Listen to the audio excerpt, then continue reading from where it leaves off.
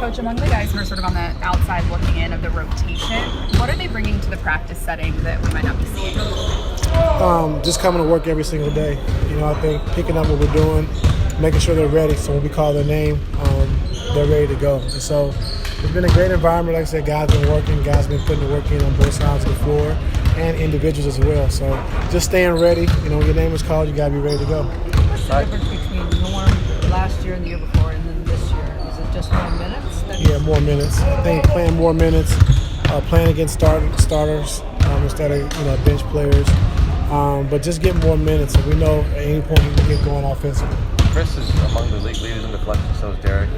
Chris at like 12, Derrick at 10. What have you seen that's made them, obviously they're good defenders, but what have you seen that's allowed them to be so active early this season? Yeah, I think just the way we, teaching defensively, we want to create and generate more steals, more opportunities to get out in transition.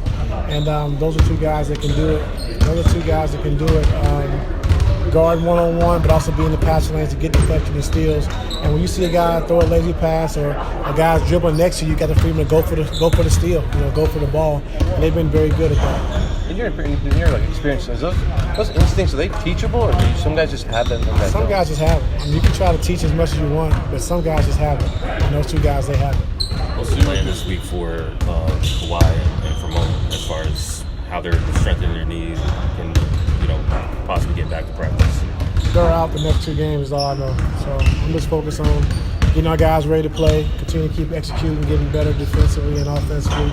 And those guys are coming along. They're putting in the work every day to get better. But they're out the next 2 games, so we got to focus on us. How do you manage the practice schedule in general? Because this is the last time you had back-to-back days off at all until the first week of December. So you have 35 weeks where you play a game either a back-to-back or every other day. Like, how do you manage that? Just things we need to clean up and get better at. We'll have more walkthroughs and live practices, but we always try to get a segment we can do 10 minutes live, and usually JVG's doing that on the defensive end. But we still got to have walkthroughs. We still got to teach. We got a new team. We got young guys, and so it won't be a lot of all days, but it'll be more walkthrough days and everything. So I was due to the first 3 games. Is there anything that surprised you about the way he's played, or has it really felt like this was just a matter of opportunity?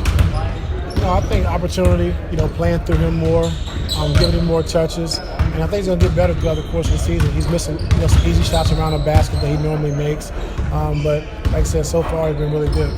You mentioned that the game is slowing down for him now. Is that the course of just having been in the league for a long time? Yeah, I think that's a part of it, the game slowing down. I think playing through him a little bit more, and I think him and James having that good connection. I think James has made a lot of bigs, really good, over his career, so just those 2 guys be on the same page as well. Does he appear more confident, having the ball in his hands, making the right pass now? Yeah, I think so. How much more do you guys trust him now to make the right pass? I trust him a lot. They're going to put 2 on the ball, and he's catching the ball in the pocket versus blitzes. We know he can make the right pass and right play. Got to get a little, I ain't going to tell him. Yeah, so I think he's okay. Yeah. And on top of that, though, he's leading the league in rebounds. Okay. On top, he's having double-double. So he's having, right now, a really good year. Yeah. No, he's been really good. I think just coming in and letting him know that we're going to try to post him more. We're going to try to get the ball in his hands more. And he's taking advantage of it. I think played him a lot of minutes early on, but, we needed it, just for his rebounding. Like you said, his presence on the floor offensively. And so got to find days like this to give him some rest, but we need him on the floor right now. Talk about having the guys learn a new defense, some different things this year. Are you surprised, given the opponents that you've had, just how quickly guys have picked up on different things and how good you guys have been defensively? Yeah, I am surprised this early on, but like I said, the guys are putting in work. It's been explained to them very well. They understand. We make a mistake, like we're going to stop it and we're going to do it again until we finally get it. And then if you don't get it, just having more walkthroughs, just having more sessions where we just lock in to those specific areas we got to get better at. Thank you.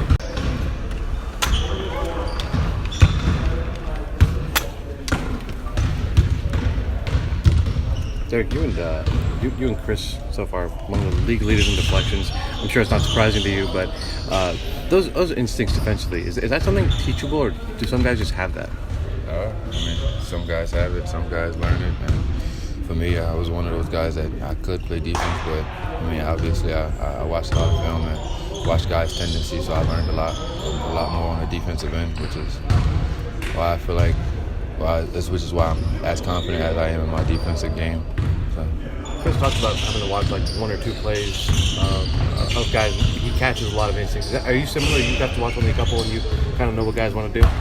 Something like that. I mean, I'm more like a on the court instinct guy. I just let my instincts take over while I'm out there. Just know that my intentions are always well. Do you feel like this team is constructed, at least currently, where you have an opportunity to showcase a little bit more of your offensive game? Ty was saying when you came over, you had a talk with him about that mid-range shot that he's kind of giving you that green light for. Oh, my bad. You said it one more time. Coach Ty said something, and I started listening. Oh no, you're good. I was saying that when do you think this team, as currently constructed, gives you an opportunity to kind of showcase a little bit more of your offensive game? Because Ty was saying, particularly that mid-range shot is something that you mentioned that he's giving you the green light for. Yeah. I mean, it's just period all around my whole game. I just feel like I'm able to be more free, play more free, play careless, not careless, but. Carefree. Be less in my head. Just being out there playing the game the right way and knowing that if I make a mistake, it's the game of basketball. Nobody's perfect in this game, but just know that I'm gonna always get it back on the other end. And then over the years, there's been a lot of comparisons between James and Luka. Obviously, at this stage of James' career, he's not asked to do exactly what he was doing back in those Houston days. But having played with both of them, do you see some of those similarities? Yeah, I mean, their vision, both of them, their vision is crazy. They see the whole floor at all points. And they can get to their spots whenever they want, get to the line as many times as they want, knock down whatever shot that they want. So, I mean, yeah, there are similarities, but also there are two different basketball players. I'm glad that I'm here. So I'm cool. As strong as this defensive start has been, what are the areas that you guys are still looking to improve in over these next couple of weeks or games? Being more physical on the defensive glass and not being backdoored as much. It's not as much defense, but our turnovers have been hurting us a little bit. So that's one thing that we're trying to shore up on too. Have you gotten used to this routine now with this basket? Little contraption on top of the rim? I'm gonna tell y'all again, you'll never get used to anything like this. No. It's for me. It's not like crazily impossible. Like I make shots, but it's just the ones that go down and then just hit the inside of the rim and rim out. Those are the ones that just get to me. But I get over to the regular basket and I'm back to normal, so I'm good. You felt that translate in games already? Yeah. I mean, I feel like my arc on the ball when I shoot the ball is a lot better. I mean, my confidence shooting the ball is through the roof right now, so just let it fly. So DJ, the Blazers changed a lot since you were there, but Aaron Simon's still there, and obviously he's emerged as basically a lead ball. What have you kind of seen from him that he does now that perhaps maybe didn't have as much when you were his teammate? What do I see from him now that I haven't seen? The kid was doing the same thing since I was there. Like, he always been Anthony Simon. Like, he always been this player. I'm not surprised that he's the player that he is right now on that team at all. I knew that he was going to take that step and be that guy that the team they leaned on and they need his offensive power. So, I mean, that's one thing I knew about his game from first day I even met him. I know he was a lot younger than what he is now. So, and the kid always was special. He got game. With you guys implementing a new defense with Jeff Van Gundy here, are you kind of surprised at how good, considering the competition that you faced, how good you guys have been on that end so far? Nah, I mean, we got defenders here. We got a bunch of dogs that like playing defense. So I'm not surprised about anything defensively. I mean, as long as we lock into the game plan and do our schemes how we're supposed to get them done. I mean, it's been working for us, so why back away from it? Sir. Appreciate you, Derrick. Thank you. Appreciate it. What's the biggest difference you've seen in Zoo this year versus prior years playing with him? I think we're using more. We give him the ball way more than we used to. And we know he's very efficient on the block. He got a right hook, left hook, he got a great footwork. He's big for his size, so we need to use his body too. So we can see that the first 3 games, when they give him the ball inside, he knows what to do with the ball. So I'm very happy for him. Are there any areas in which you guys are farther ahead than you normally would be? Defense. I think defense, we knew it was going to be an adjustment. JVG like do a new system for us, and we're working on it every single day. But I didn't know we would be that effective like that early. So it's good now. We're still working on it. We still work on that today, videos, drills, and everything. But we know we need that this year. I think Kawhi's coming back. We need to be a great defensive team, be a top 5 team. We're doing it right now. We can't let go. So now we have a great schedule coming up against great offensive teams. So we have to do a better job in the next 5 games. What makes the JVG defense different from the defenses you've played in the past? We're very aggressive. We're aggressive on the ball, off the ball, like everywhere. Like we try to be very aggressive in every part on the court on that end. So we're making a lot of fouls though. I think that's good. I mean, we're aggressive, so that's good though. Chris and Derrick are among the league leaders in deflections right now. Chris at 12, Derrick at 10. In your experience, is that instinct teachable, or is that something that guys just have?